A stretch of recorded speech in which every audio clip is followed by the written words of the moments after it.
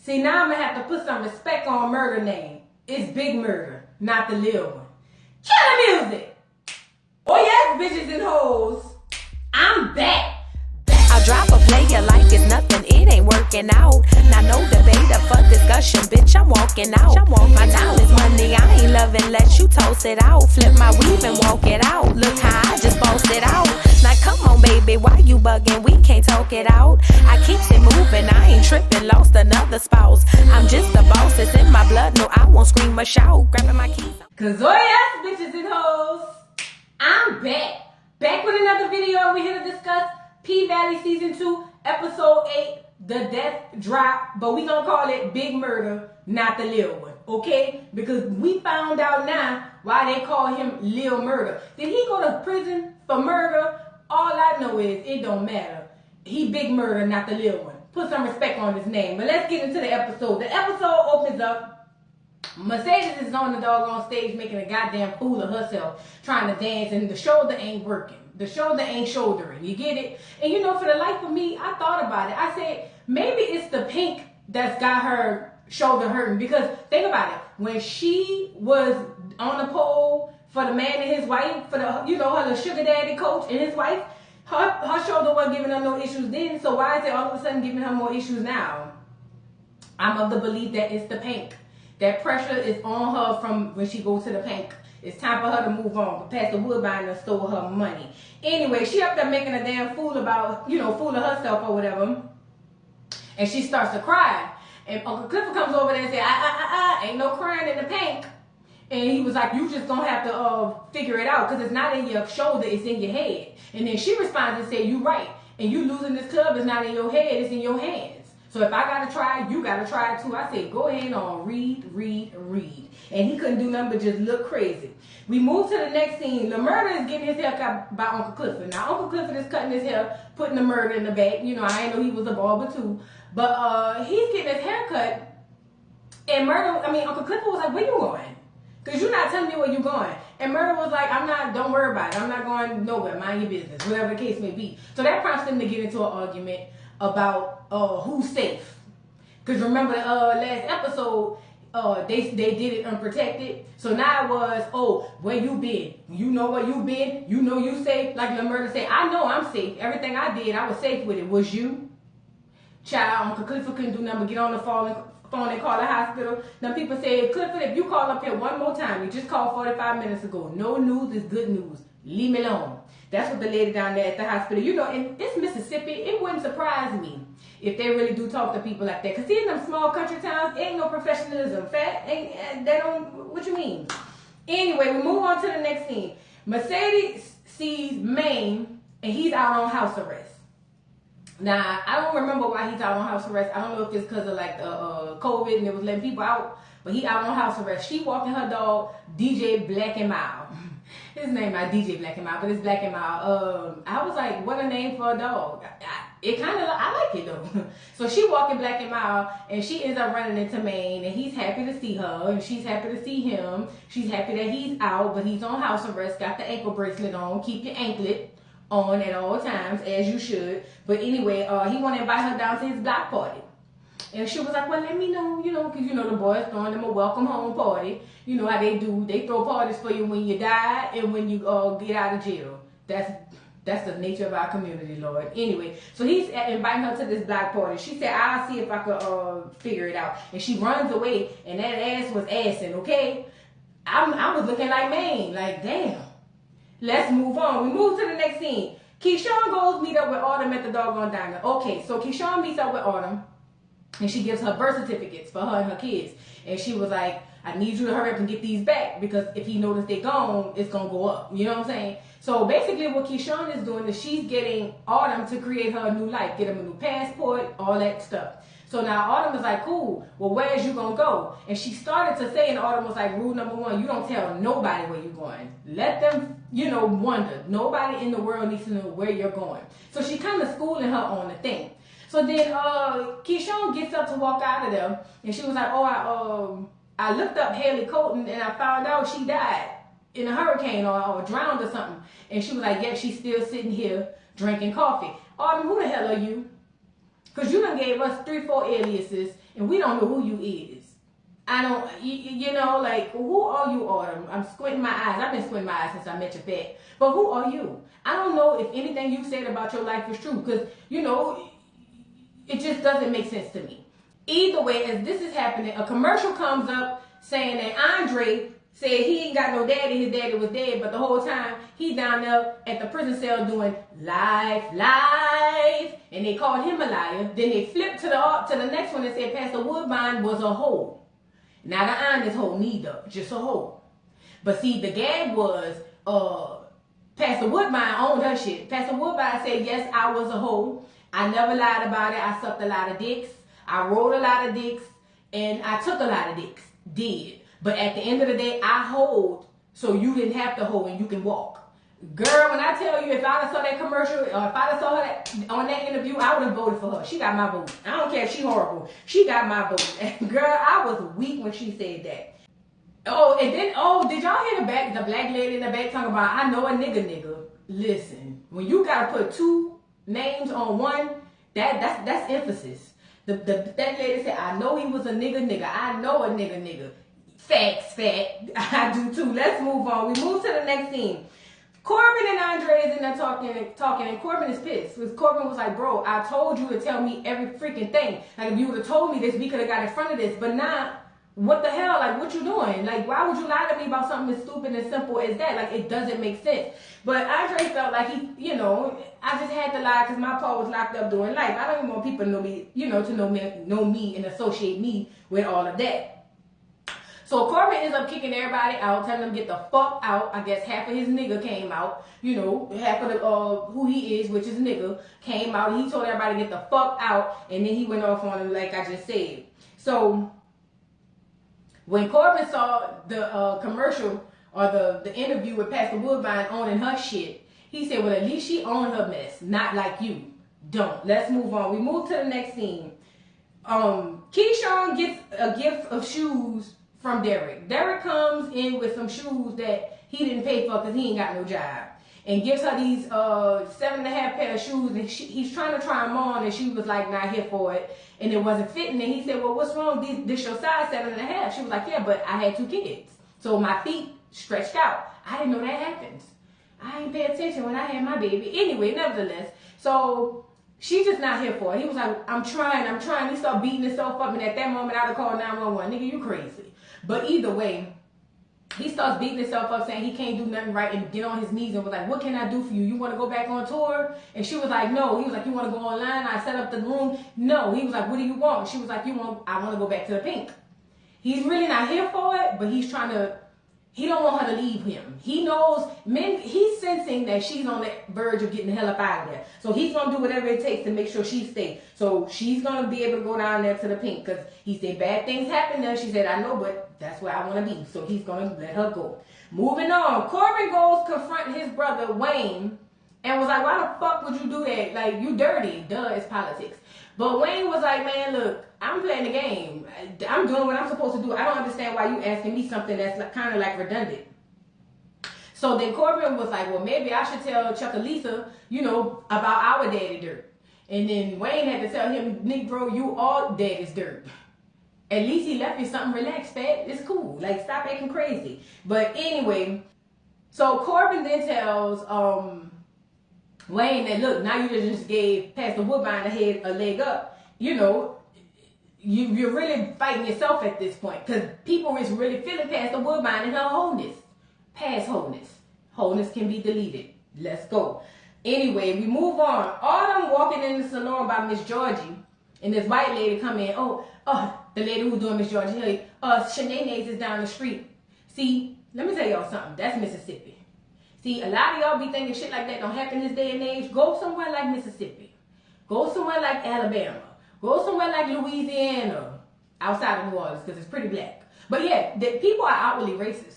That's why I didn't understand why everybody was freaking out about doggone Trump being outwardly racist. Everybody from the South know that. At least the deep South. Anyway, the lady, Georgie asks everybody to leave, excuse themselves, while she have a conversation with Autumn. Because, you know, the hair salon told her, the lady said, you in the wrong place. And Autumn said, no, I'm in the right places. Nevertheless, everybody leaves out. Georgia was like, girl, look, you ready to sign this paperwork and take this 5? And Autumn said, no, I want 10. Now, Miss Georgia's whole thing is, girl, look, you're barking up the wrong tree. Do not bark up that tree. That tree will fall on you. Look, I'm offering you 5. The people was trying to take it from you for free. You need to take this offer before it's too late. Because if you don't take this offer, it ain't going to be there forever. So Autumn was like, I know what I'm worth. And she said, yeah, you know your self-worth. And if your worth is declining, basically. So act now or miss and snooze. But Autumn stuck to her guns and was like, you know what? I'm out. And Georgia said, if you walk out, it's over. And Autumn was like, chuck up the deuces. But the gag was, Autumn, yeah, you might want to figure that out. But, you know, this might work in Uncle Clifford's favor. Because if you can't sell it, maybe somehow Uncle Clifford could get it back. So, you know what? I'm glad. Stick to your 10 that you want. We move to the next scene. Murder go see Big T to bring the clothes. And he bringing the clothes for Big T for his funeral. You know, Woody got him looking good. And he Murder turns around and asks Woody, ain't you tired of burying people? And Woody was like, nah, it balances our life. Like, that's just the way it is. Rome had it coming. So I had to do what I had to do. You wasn't going to do it. He said, and at the end of the day, every time a man dies, a baby is born. So it balances out. So now that comes from Murder to say, well, you act like you God. You think you God. And he was like, nigga, we all are God. And the devil. When you really think about it, we really are. So what are you saying? Well, this whole thing is he wasn't going to let him get God. He had to take care of Rome, and that's what he did. And he's not taking that back. So then Woody goes on to ask him about the sex tape. He was like, why you ain't tell me about the tape? And at first, Murder was trying to act like he didn't know what he was talking about. But then Woody was like, bruh, I know you have a tape because he showed it, Rome showed it to Keyshawn. So now that makes Murder have to stand in his shit and was like, man, look, I was 15 years old. I had to do what I had to do to feed my family, my mama, and I had to do what I had to do, basically. And then, like Woody said, I did it already. It's cool. Don't worry about it. I got you. One of us got to make it, and it's going to be you. So Lil Murder asked a question and was like, well, what if he already sent it to somebody? Woody said, I'm going to take care of it. Don't worry about it. I got you. I'm here for Woody. We move to the next scene. Uncle Clifford is down there at the Pank getting ready for the grand reopening. Or is it the re? I think it's just the re. But getting ready for the grand reopening. And well, it could be she. And Uncle Clifford sees Big Bone and Diamond in the boot kissing and, you know, necking and all that stuff. And, you know, I like to see that. But I feel like Big Bone is there to fuck up Autumn. Because she is from Texas. I'm just saying, Big Bone gonna be somebody, because she ain't just there to DJ. She there for a reason. I feel like Big Bone is cool. I know the people that Autumn messed over out there in Texas and the baby daddy and all that stuff. I feel like that's something that's gonna come back to haunt them. Anyway, so Uncle Clifford looks to the left and sees Mercedes over there making a damn fool out of herself again and was like, look, don't worry about it. My bottom bitch is here. I know the grand reopening is gonna be lit. So now that prompts Autumn to say, I need to see your dance. Put on something to freestyle so I can see what you working with, Mercedes. Mercedes get up there and damn near look a damn fool like she been looking the whole damn episode. And then Autumn was like, you're not ready, but I know who is. And out of the dark comes Keyshawn. Baby, when I tell you Uncle Clifford and Mercedes look like they was like, I know you fucking lying. Yes, Keyshawn is back. So now Keyshawn comes back. Whisper and Roulette is out there fanning the fuck out. They love her. Oh, we finally on social media. You know, all of that crap. Being fangirls. And it's just like, why? Keyshawn ends up going in the back and asks Mercedes if her old locker's still there. And, you know, Mercedes was just like, why the fuck would you ask me something like that? Of course. So they end up talking. And I'm here for it.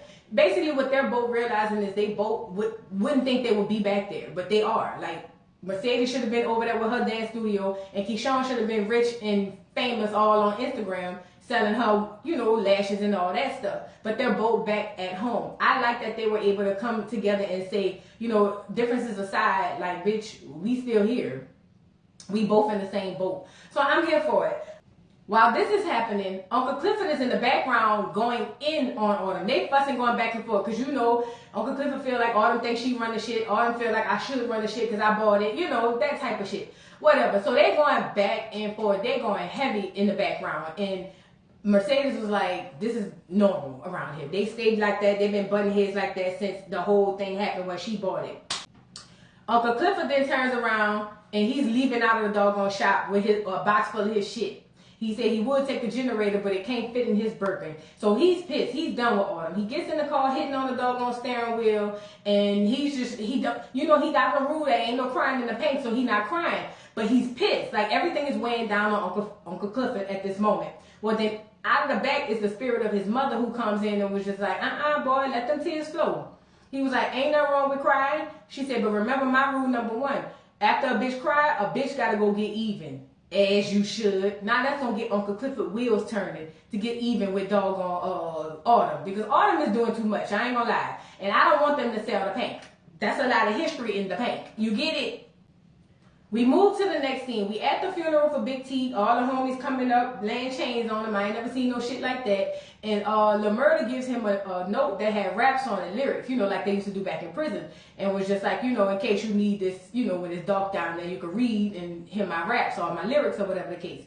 So as he's coming out, he put Big T's coffin into the hearse. And his homeboys from his squad called him over and I was like, man, you got to come see this. Pico is online with guns and his squad acting like he killed Big T. And the old school dude was like, man, we gotta teach this little dude a lesson, like he doing too much. So now that got Lil Murda feeling some type of way because he know what happened. He know that Pico didn't kill him, but he feels some type of way about that. So Lil Murda is just like, bet, it's on. So now I'm like, Lord have mercy, what is Lil Murda gonna do to Pico? Like, what is he gonna do to him?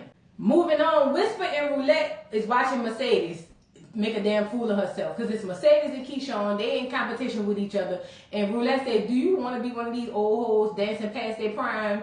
Girl, we can't be like that. We got to start getting this money. So Roulette is trying to get Whisper to take the money from Terrence, I think that's his name, so he can eat her out and she can get paid. But Whisper don't really have a good feeling about it. But Roulette is just really, really pushing this. And I'm just like, why is you pushing this so hard, Roulette? Like, what? Did you get a side cut? Like, what is going on? So boom.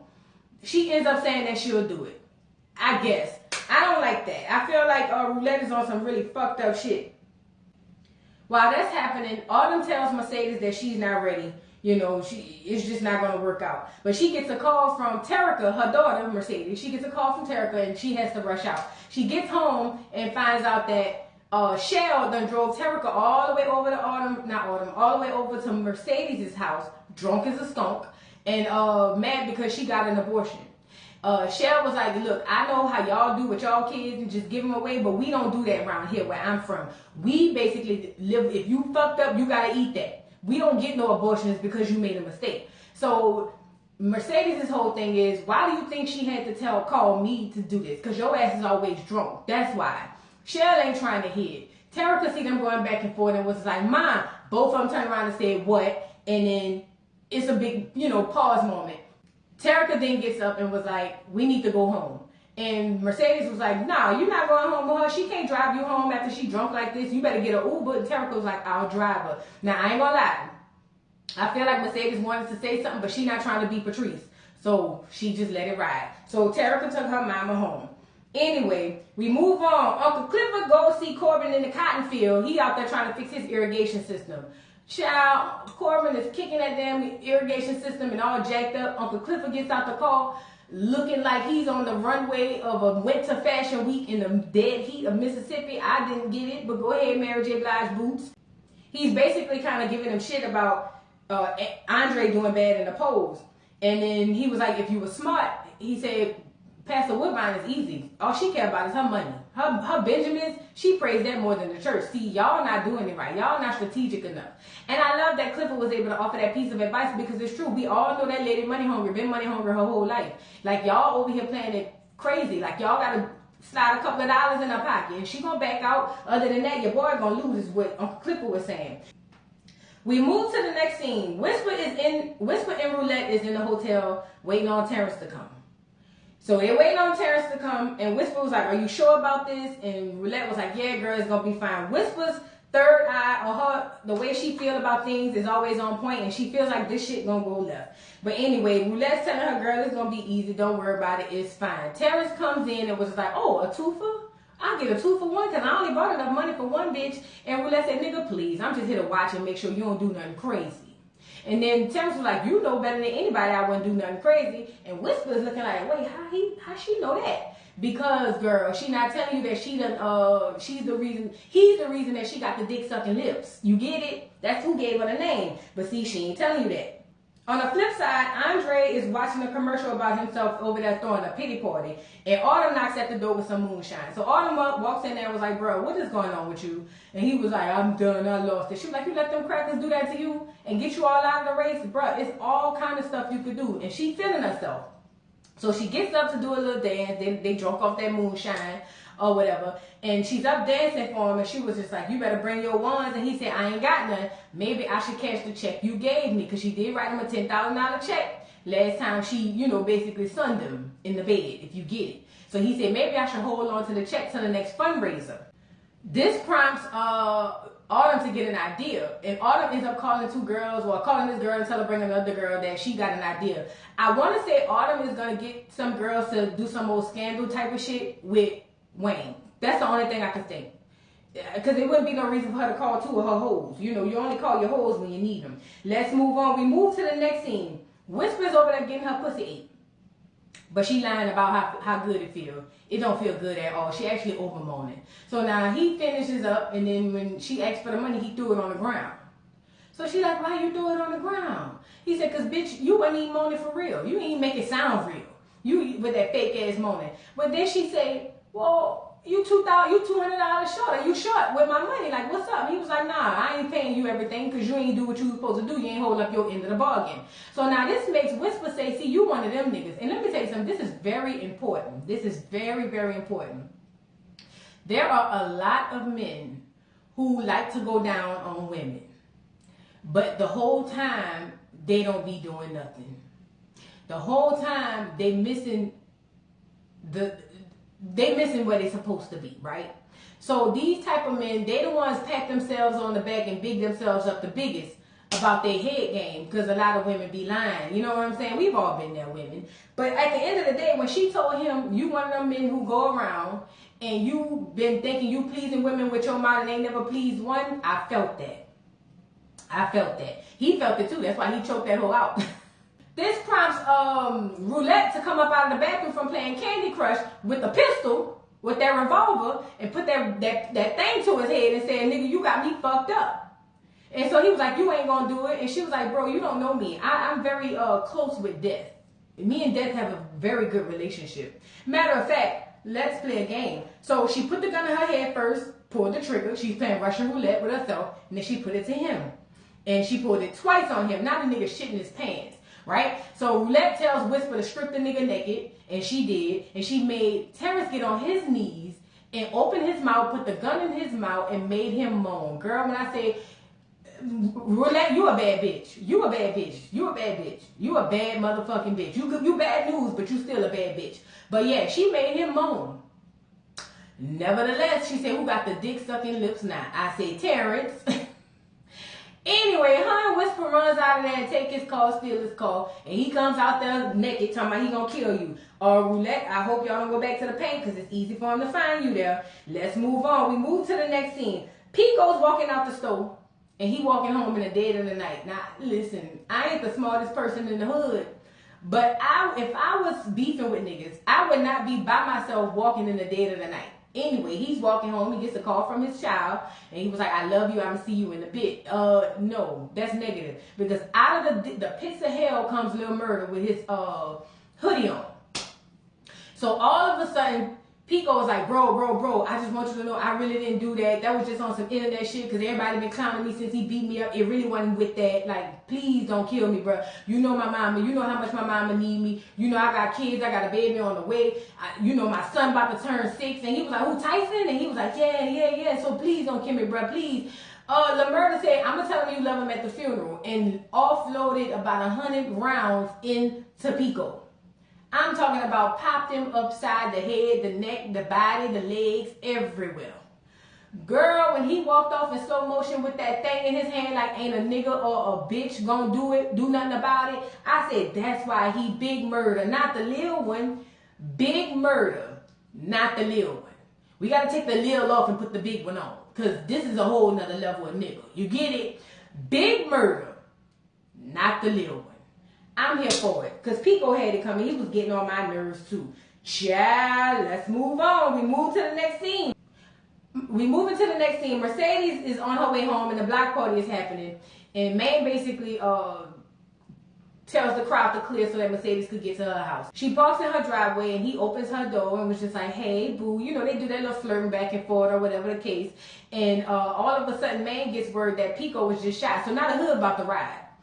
Maine was about to go ride with his ankle bracelet on like a damn idiot. But Mercedes luckily was like, no, like, let them niggas without the ankle bracelets go. You chill. You stay here. So anyway, they end up sitting in on the screened-in porch. And she's trying to ask him, how does she get over the feeling that she feels? Basically, she's still being haunted by, what is his name, Octavius, the man that she killed. And she said she can't never shake it. And she asked him, like, hey, how do you get over this? And he said, you never do. The only thing you can do is make a difference in somebody else's life and hope that God cancel it out. And I'm just like, damn, that's crazy.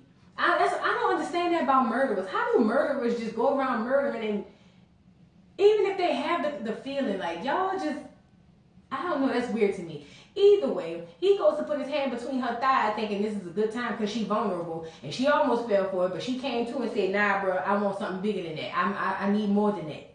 And he said, well, I hope you find what you're looking for, and jetted out on her ass. I'm so glad you ain't give him none. Let's move on. We move to the next scene. Clifford go to his mama grave because he's just done. He's over it. He was like, Mama, I hadn't been around here to see you because I was scared to tell you that I was a failure. I didn't want to have to come and tell you that I have been failing and I'm all jacked up about it. Like, you always know what to do, and I'm just trying to figure this thing out. I feel like Clifford is definitely going to figure it out. And when he does figure it out, it's going to be big for him. He's just in a really bad funk right now because he said he already missing his mama. He don't want to have to miss Ernestine as well. Miss Ernestine, I hope she be all right. And, you know, I heard online, they were saying that, what's her name? Loretta Devine dies in all of her shows. Can we please preserve Miss Ernestine in P-Valley? Please and thank you. Let's move on. We move to the next scene. Pastor Woodbine is online giving a sermon and people super chatting and sending money and whatnot. And she gets one for $10,000. And she said, praise the Lord, right? So then, boom. After the sermon, the lady who was videoing her said, girl, I don't know who sent the $10,000, but whoever they was said, meet me outside, catch me outside. So Pastor Woodbine goes outside and it's Corbin. And Corbin was like, I need you to drop out of the race. Pastor Woodbine said, I know originally when I started this shit, it was really out of spite, but I'm really, you know, I'm doing what the Lord told me to do, right? All that went down the drain when Corbin pulled out a rack of money and said, I got more where that came from. I need you to drop down. Girl, listen, Pastor Woodbine ain't gonna be running in no goddamn race because she bought her money. That's all I'm saying. Let's move on. We move to the next scene. Roulette pull up in her car. Well, she pull up in the car that she stole from Terrence and bring it to Duffy. Now, she wants Duffy to chop the car down so she can get the money and sell the parts or whatever the case. And so she was like, how long, you know, before you can get it back from me? He said, I'll get it for you tomorrow. I'm like, damn, Duffy a beast. That's what's up. Either way, he's trying to make out with her and whatnot, and she ain't really trying to do all that. But she gets up to leave, and he was like, whose car is this? She was like, I don't know. And whoever it is ain't got nothing to do with me. I'm out of this bitch. So she goes to walk away, and he goes into the glove box and was like, oh, Terrence Harris. I don't know if that was his name, but like Terrence Harris, he's not going to be looking for this. Roulette said, I ain't got nothing to do with that. I don't know. Roulette then turns around and goes, on the corner, well, I guess out the door, and opened the revolver, and there really was a bullet in there. Because I'm not going to lie, I was like, maybe she bluffing. But they really had a bullet in there. Roulette, that bitch just strolled the fuck off for real. Like, something is wrong. Like, that don't make no sense. And what's his name asked where he wanted to drop it off, and she said, down in the valley. You get it. Next scene and final scene, LaMurda is in the studio and told the producer, cut that shit up quick, because he about to get in the booth and spit some fire and probably say how he popped Pico upside the head. That's the only thing I can see. And if that happens, Lord, it's going to be war. What is it good for? Absolutely nothing. Say it again. That was the end of the episode. Y'all drop down in the comments and let me know what y'all thought about this week's episode. I think it was dope. Remember, he's not Lil Murder no more. He's Big Murder. Big Murder, not the little one. Don't forget to like, subscribe, hit the notification bell, follow me on TikTok, and I will see you hoes later. Bye. Mr. Carroll, how you give the voodoo doll time to talk? I don't get no fucking time to talk. Who the voodoo doll is? The nigga you just had up here.